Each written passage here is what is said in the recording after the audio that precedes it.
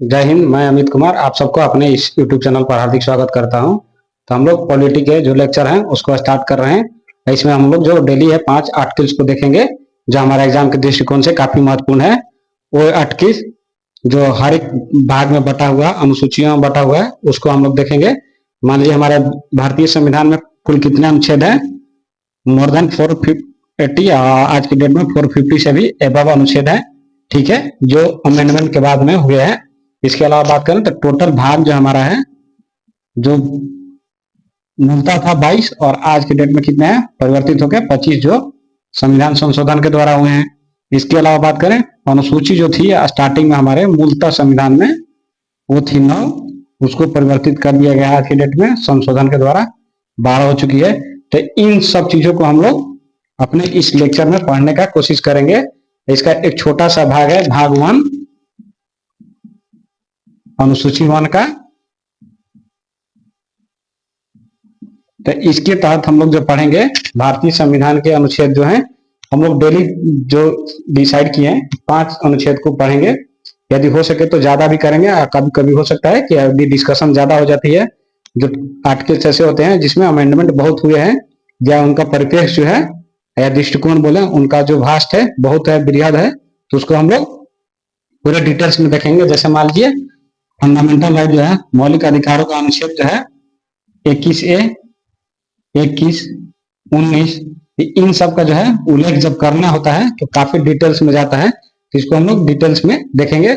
इसके अलावा जो है इसमें हम आर्टिकल्स हैं छोटे छोटे, उसको कोशिश करेंगे कि 15 मिनट की वीडियो 10 मिनट की वीडियो में आपको 5 से आर्टिकल बता दिया जाए जो क्विक रिवीजन के तौर पर आप ले सकते हैं।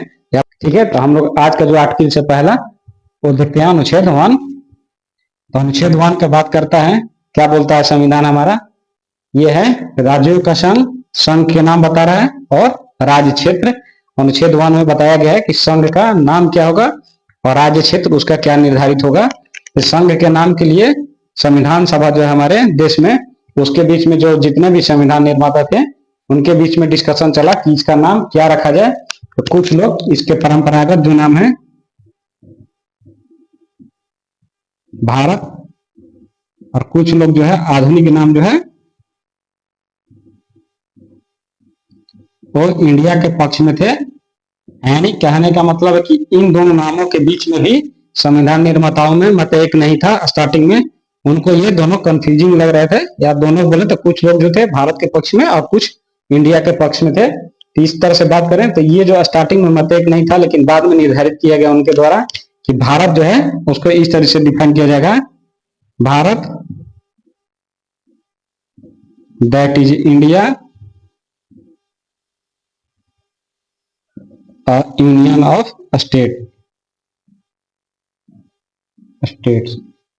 यानी भारत जो है इसका नाम क्या होगा? इंडिया, और ये जो होगा राज्यों का संघ होगा। ठीक है, यहां पर एक टर्म आता है संघ, इसको काफी इंपॉर्टेंट हो जाएगा, आपको बाद में चल के अच्छे से डिटेल में देखेंगे। संघ और संघीय जो है दो डिफरेंट टर्म है, इसको आप लोग को लेकर कंफ्यूज नहीं होना है। संघ जो है और संघीय, इसका हम लोग बाद में पढ़ेंगे डिटेल में। संघीय एक प्रावधान आता है हम लोग का, उसके बारे में पढ़ेंगे। ठीक है, जहां पर लेकिन मैक्सिमम लोग जो है संघ और संघीय को एक ही तरीके से देखते हैं, हालांकि इसमें मूलतः अंतर है। हम लोग पढ़ेंगे तो इसको डिटेल में पढ़ेंगे और संघ और संघीय के बीच में अंतर समझ के पढ़ेंगे। ठीक है, तो इसमें बोलता है संघ का नाम जो है हमारा क्या होगा? India, Bharat that is India और यूनियन ऑफ स्टेट। तो इस तरह से देखें तो इसका जो पहला सेक्शन है, सब सेक्शन संघ का नाम, इसका बारे में जो हमारे संविधान निर्माताओं ने तय किया कि हमारे देश का जो नाम होगा भारत दैट इज इंडिया और यूनियन ऑफ स्टेट्स, यानी जो राज्यों का संघ होगा वो हमारा क्या होगा? संघ के नाम, और भारत का नाम जो होगा भारत और इंडिया दोनों रखा जाएगा।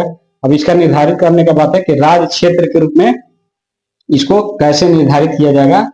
ठीक है, अच्छा एक और बात, जैसे इसमें बोला गया कि यूनियन ऑफ स्टेट्स यानी राज्यों का जो संघ होगा, इसमें ऐसा नहीं है कि अमेरिकी संविधान जो बना था उसमें जितने भी स्टेट से स्टार्टिंग में जैसे ही इंडिपेंडेंट हुआ अमेरिका, वो ब्रिटिशर से अंग्रेजों के द्वारा जो गुलाम किए गए थे, हालांकि छोटा सा इंटर्म था, लेकिन जब भी वो गुलाम थे उसके बाद में जैसे ही इंडिपेंडेंट हुए तो वहां पे जितने भी स्टेट थे, ठीक, उन स्टेट्स ने मिल के एक एग्रीमेंट साइन किया, यानी समझौता ज्ञापन साइन किया जिसको मिनिमम बेयर एक्ट भी बोल सकते हैं, कि उन्होंने मिनिमम चीजों पर अपनी सहमति जताई कि इतने इतने चीजों पर हम लोग सहमत हैं, और सभी राज्य मिलकर एक देश का निर्माण किए, जिसको आज हम लोग यूनाइटेड स्टेट्स ऑफ अमेरिका बोलते हैं। इसीलिए उसको क्या बोलते हैं, यूनाइटेड स्टेट ऑफ अमेरिका। जितने भी उसके स्टेट्स हैं वो एक साथ यूनाइट हुए तब जाके अमेरिका बना।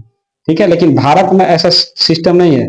भारत जो बना था यूनियन ऑफ स्टेट्स में बना था, यूनाइटेड नहीं था। यानी जो संघ जो है यहाँ पर वहां पर जो है राज्यों के पास अमेरिका से अलग होने का अधिकार है। यानी 50 स्टेट जो आज के वर्तमान में है, वो यदि चाहे कोई स्टेट कि हम लोग अमेरिका से अपना बाहर निकालते हैं, उनको उनको बेनिफिट नहीं हो रहा है अमेरिका के साथ रहना, तो लोग बाहर निकल सकता है कोई भी राज्य। लेकिन भारत के केस में ऐसा नहीं है। यहाँ पर किसी राज्यों का जो है बीच में समझौता ज्ञापन करके नहीं स्थापित किया गया भारत को। ये भारत में स्थापित इसलिए किया गया था इनको कि यूनियन सारे जितने भी थे पहले इंडिपेंडेंट स्टेट से, उनको मिला के एक देश बना दिया गया। और ये जो देश जो बने, इनका अपना अपना प्रशासनिक क्रिया होगा, इसलिए इसको अलग अलग स्टेट्स में बांट दिया गया। ठीक है, यहाँ पर प्रशासनिक कारणों से बांटा गया है, वहां पर प्रशासन के लिए बांटा गया है। दोनों में अंतर है। ये जो है अपने को सेम रूल से गवर्न करने के लिए छोटे से, इसलिए इसका जो संविधान है अमेरिका का, ये मात्र 7 अनुच्छेद में ही शुरुआती में था। ठीक है, हमारा जो अनुच्छेद था 395 था। ये देख सकते हैं कि कितना वास्ट अंतर है। ये सबसे छोटा संविधान है, ये सबसे बड़ा संविधान है एक तरह से देखे तो। यूनियन ऑफ स्टेट से मतलब होगा कि यहाँ के जितने भी राज्य हैं ये कभी भी देश से बाहर नहीं जा सकते हैं, अपने आप को इंडिपेंडेंट नहीं कर सकते हैं। यदि ऐसा करते हैं तो हम लोग पढ़ते हैं कि आर्टिकल 356, 365, ठीक है, इसके तहत 368 के तहत जो केंद्र सरकार है यानी संघ है, तो इसको क्या कर सकती है, यूनियन टेरिटरी जब भी चाहे घोषित कर सकती है। इसका आज भी एग्जाम्पल देखना है, तो बिहार और बंगाल के जो बीच में जो एरिया है उसको सरकार ऐसा चाह रही है कि सीमांचल नाम का एक यूनियन टेरिटरी बना दिया जाए। तो इसको ऐसा करने के लिए जो है भारत सरकार, सॉरी, बिहार सरकार और पश्चिम बंगाल सरकार जो है इसको रोक नहीं सकती है। ठीक है, इस पर ऐसा हमारे देश में ये प्रावधान है कि जो स्टेट्स हैं उनको इनसे बाहर निकलने का अधिकार नहीं है। वो जो है इसी के तहत रहेंगे। यदि ऐसा अपने मनमानी तरीके से कुछ करने लगते हैं तो उनको सरकार के द्वारा यानी केंद्र सरकार के द्वारा उनको कभी भी यूनियन टेरिटरी घोषित किया जा सकता है। ठीक है, तो ये हमारे देश का प्रावधान है। इसके अलावा बात करें तो राज्य क्षेत्रों का अगर बात करें तो इसका जो है राज्य क्षेत्र भी निर्धारित किया गया। यानी जो भारत जो बना संघ, इसका जो राज्य क्षेत्र है, कौन कौन सा इसके राज्य क्षेत्र में आएंगे, तो जो हमारा भारतीय क्षेत्र है यानी संघ का जो क्षेत्र है, इसको 3 हिस्सों में बांटा गया। इसको प्रशासन की दृष्टि से एक तो हो गया राज्य या राज्यों में बोलने, ठीक। दूसरा हो गया हमारा यूटीज, यूनियन टेरिटरीज, संघ शासित प्रदेश।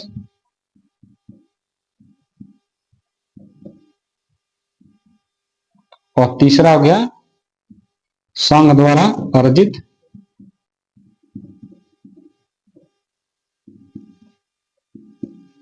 या अधिकृत क्षेत्र।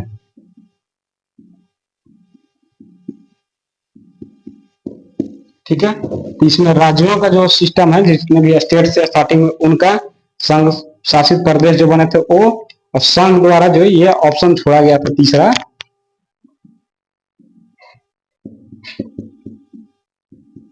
ठीक है। इनका तो हम लोगों ने जानते हैं कि संघ और जो संघ शासित प्रदेश हैं, राज्य और संघ शासित प्रदेश हैं, इन प्रदेशों का जो समूह है ये भारतीय क्षेत्र के अधीन आता है।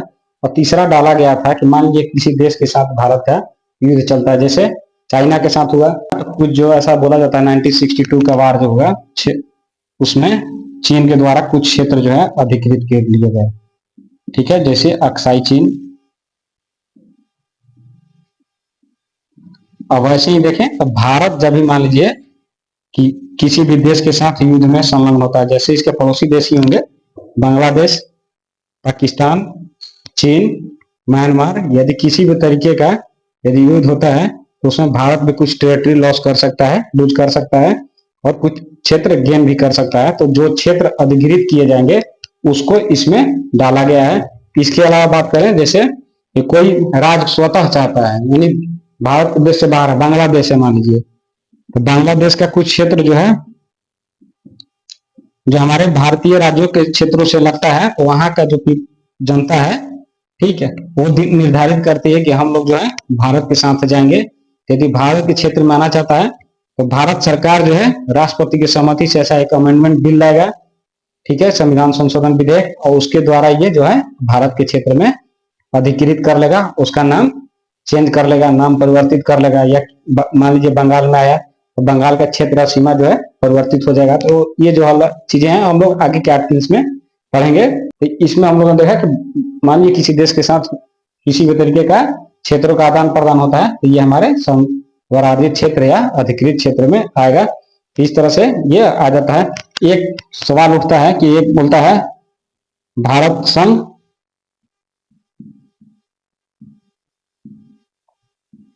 और राज्य क्षेत्र में क्या अंतर है। तो संघ के अधीन अगर देखें तो हम लोगों ने पढ़ा था पहला आर्टिकल और यूनियन ऑफ स्टेट्स है। यूनियन यानी इसी को यूनियन बोलते हैं।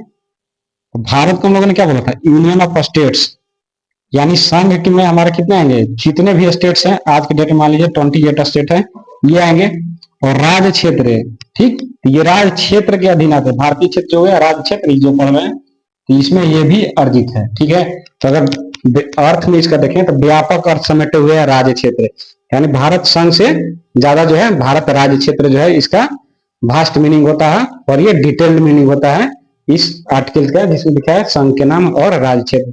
यहाँ पे भारत संघ जब बोलेंगे हम तो केवल राज्यों को ध्यान में रखेंगे, ये बहुत इंपॉर्टेंट हो जाता है, एग्जाम में पूछा जा सकता है, ठीक है। ये आपको कंफ्यूज करने के लिए ये यूपीएससी और यूपीएससी के एग्जाम में पूछे जा सकते हैं, ज्यादा से ज्यादा चांस है ये यूपीएससी के एग्जाम में पूछे जाते हैं इस तरह के टर्मिनोलॉजी जिसमें लड़के को कंफ्यूजन हो जाता है, ठीक है। तो ये रहा हमारा आर्टिकल फर्स्ट में हम लोगों ने देखा संघ के नाम और उसके राज्य क्षेत्र के बारे में, जिसके तहत हम लोगों ने देखा कि इसका संघ का नाम क्या है, भारत और इंडिया।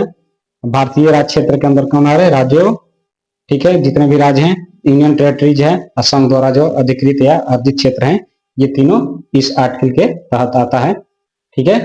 अनुसूची 1